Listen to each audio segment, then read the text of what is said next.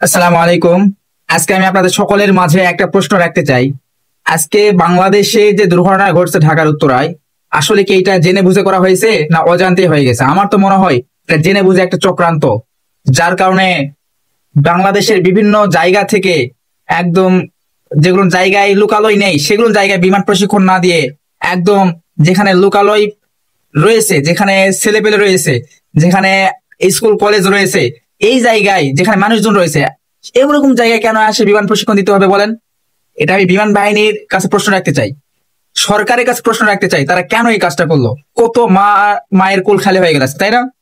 কত ভাইরা দেখলাম যে ছোট ছোট ভাই, তাদের শরীরের মানে জামা কাপড় একদম পুড়ে গেছে, পশম পর্যন্ত পুড়ে গেছে, যা দেখে মাথা নষ্ট হয়ে যাবে এরকম অবস্থা। দেখলাম যে একজন ভাই না বোন আল্লাহ জানে, সে সে একদম পুড়ে তার অবস্থা খুবই খারাপ অবস্থা হয়ে গেছে।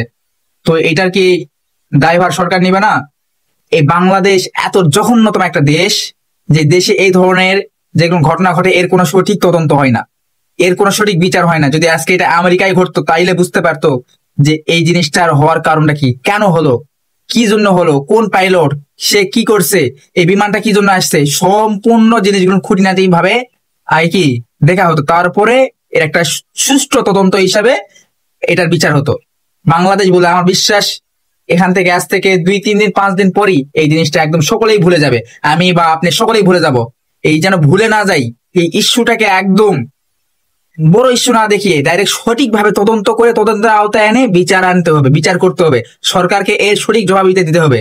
আমার সঙ্গে যারা যারা একমত তারা অবশ্যই কমেন্টে জানাবেন।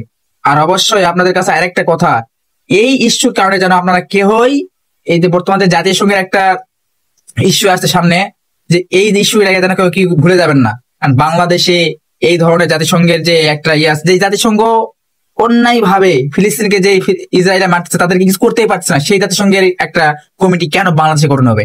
এটা প্রতিবাদ অবশ্যই জানাবেন, এটা কেউ কি আড়াল করবেন না।